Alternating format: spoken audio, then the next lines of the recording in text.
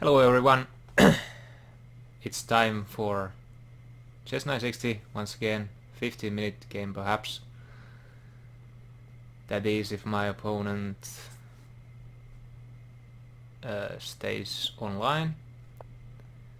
Okay, here we go, e4. Now actually I'm gonna do this. Perhaps I'm gonna put my bishop to h7. We shall see.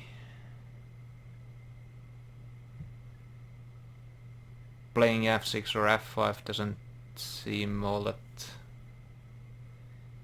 good for me just yet, and well,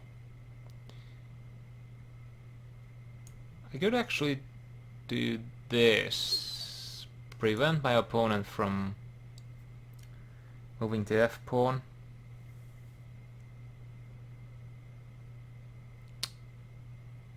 But actually now that's, well, bishop c5 was bad.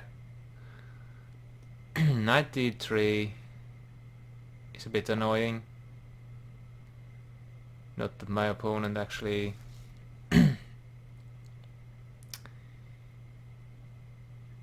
noticed the possibility of knight to d3. It was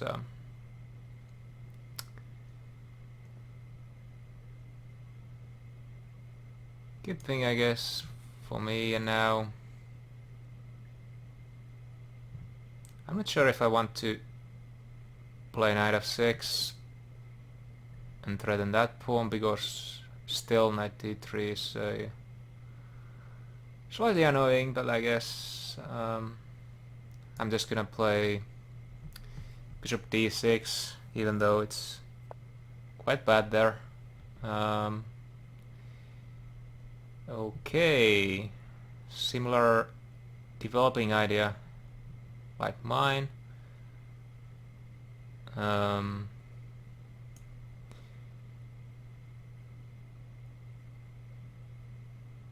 think now d6 in order to protect the e5 pawn. Now if knight to d3, then bishop b6. And I'm aware that my queen on a8 is not so easily developed at the moment.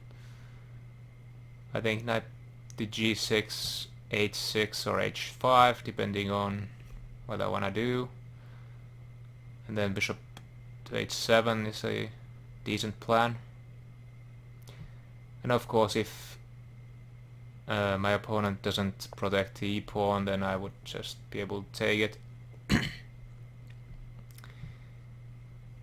I didn't want to take it last turn, but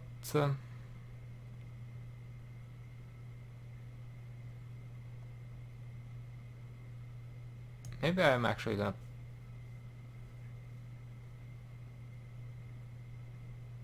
play h5.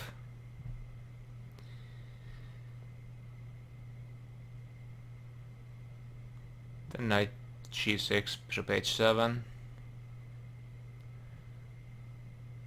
All that sort of things. And now g4, okay. And if I take, I'm assuming h takes back. Yeah, sure. And maybe my opponent wants to go to g5, but I don't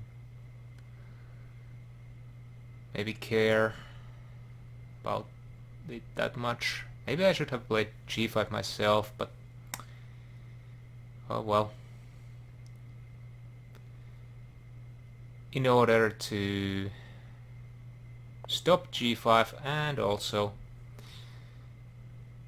have a nice outpost for my knight, I just figured that I'm gonna play my knight to d7 here. No. Well, I could have maybe went to h5 and then to f4. That might have been a better idea. But here I actually thought that if bishop takes my knight, I take back with the rook and then I can castle long. Get my other rook into play. And because I now have the bishop pair, maybe I should have some edge, even though the light squared bishop at the moment is quite passive, but I think I ought to be able to get it into play via h6. But okay, now b4.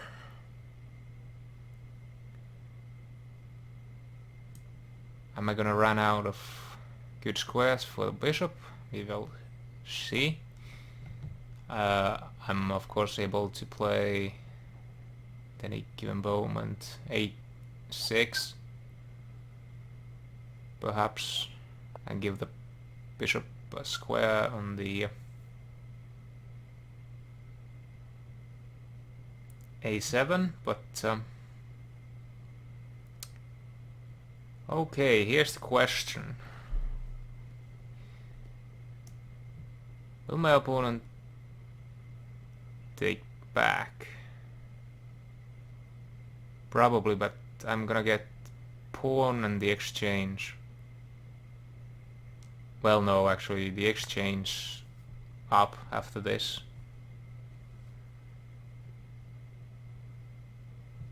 Because there's, well, no, it was a pawn sacrifice. c3 should be a decent move here.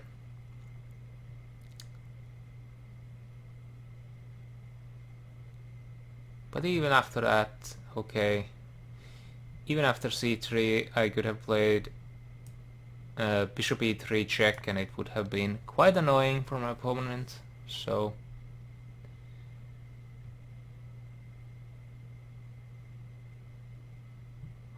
actually that's an interesting thing also to note, that the pawn on g7 is a bit hard to protect. And I'm not at all certain that this plan of taking on d4 was that good, but what about this? It will sacrifice yet another pawn. If I play knight e5 after this, bishop takes, pawn takes, queen takes.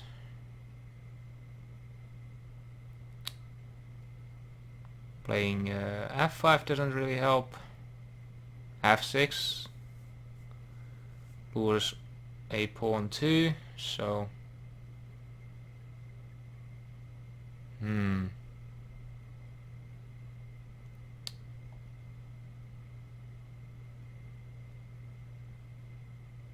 but actually I think knight to e5 might be the best still.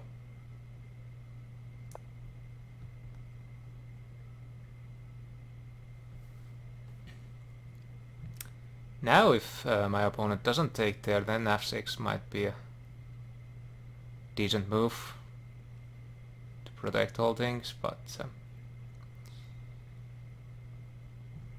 I thought after takes, queen takes, just play g6 and then everything ought to be okay, but this move, not so sure about. Maybe I can play knight g4, maybe not. Actually, that's seems that the knight would run out of squares quite quickly.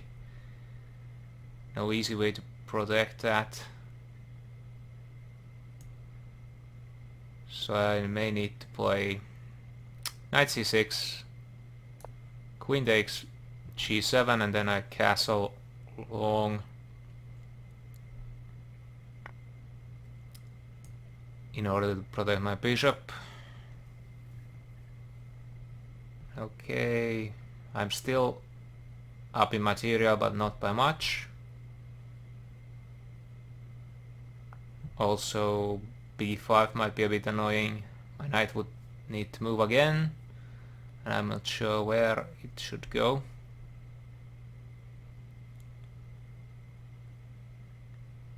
If my opponent gives me time, I will probably play a6 in order to activate my queen. However, bishop to g1 there might be annoying too, so perhaps the idea of playing b6, queen b7, and or even actually moving the knight and then getting the queen out to play that way might be something to think about.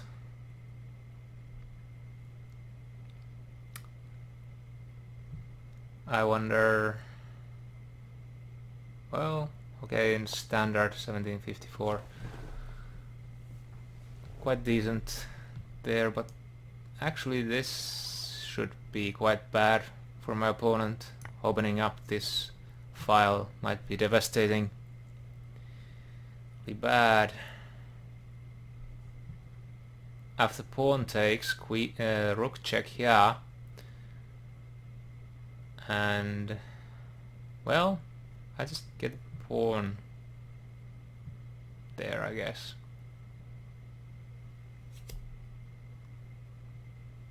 Though I need to be maybe a bit careful what I do. But yeah, rook check here seems like a thing to do, and then when king moves here, I take here and then take here.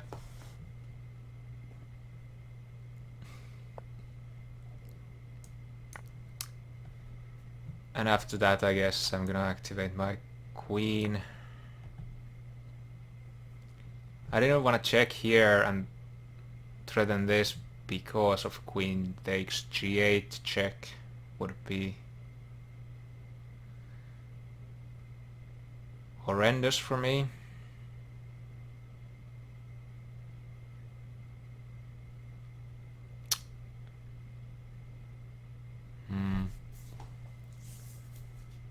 I wonder what now.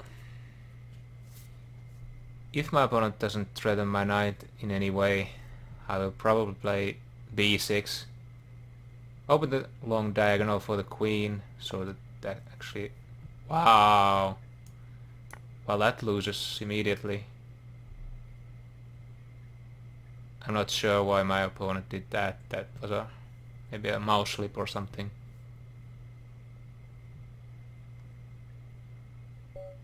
But anyway. Okay, thank you all for watching, and... Oh, never mind actually. I'm gonna... Now that I remember, use the analysis board to look this game up in the Opening Explorer.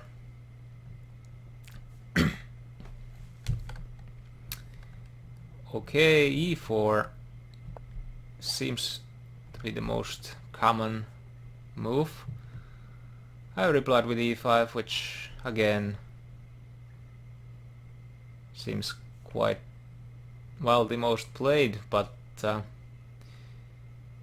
it seems that white scores here very well. 65% of the 26 games played is won by white, so, and only 27% black, but this game prettied up the black square, I mean score a little bit better, so maybe you get my point. I'm sorry that I did that. And okay, bishop b5, move that has not been played before, and I'm not actually maybe surprised by that at all.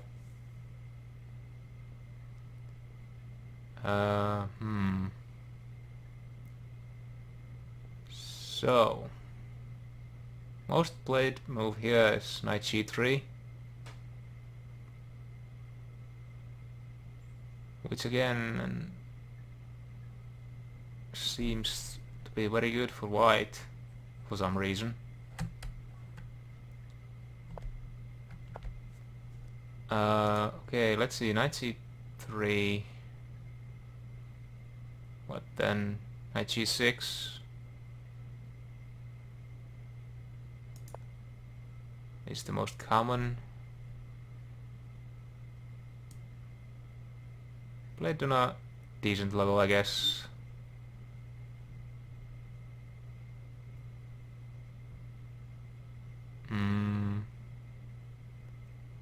The only one around 2000 level players, and then a bit lower rated guys playing the other games. After that, f3. Well, f3 does make sense because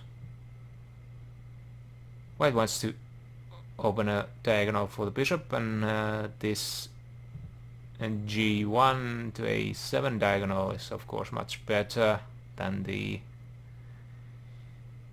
one from h2 to b8, especially now that the knight is here blocking the way of the bishop.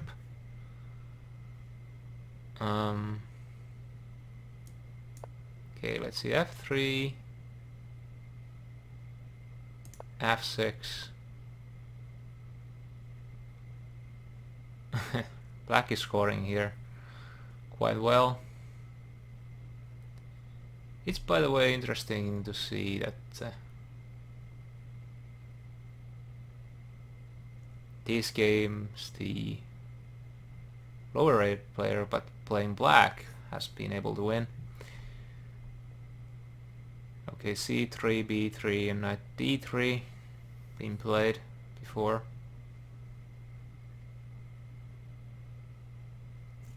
I don't know, this... I mean, this is kind of logical to get these bishops into play, but maybe a bit too symmetrical for my taste. But yeah, okay, this should be a good way to play nonetheless. Yeah. I wonder after e5.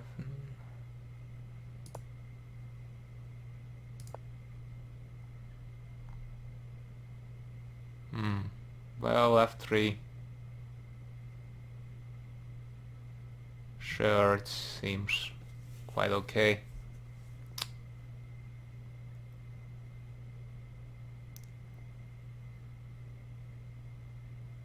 Even though you usually want to develop knights before bishops, in this position, if you want to play f3, it's likely that you may want to play bishop to c4 first, and only then move the knight to, let's say, d3, in case f3 is played by this, in order to get this knight to the best square that it can go to. However, d4 might be a better idea first, in order to get more space. Well, it's hard to say. But okay, I think that's it for now, and see you next time. Or should I go over this game quickly? So where do I think that my opponent actually lost the game? Well, the d4 move, it might not have been a good one. It certainly is a questionable move. Is it completely losing? I'm not sure, but doesn't seem right to me. But it's true that my opponent did get some material for the back, so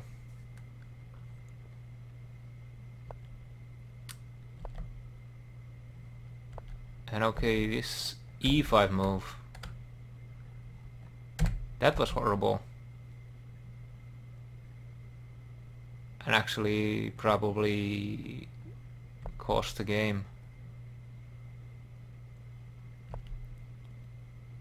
I mean, there should be much better moves here. I mean, knight to d3, for example. Just get this knight into play, and also block the d file so that my rooks won't be able to do the same kind of nasty stuff that they could do in the game after e5. So e5 definitely was a bit premature and should not have been played. After this it's quite easy, and of course this was the move that made it all that much easier. And okay, my opponent resigned here. No reason to continue, as it's clear who is gonna win. And okay, thank you all for watching, and bye bye.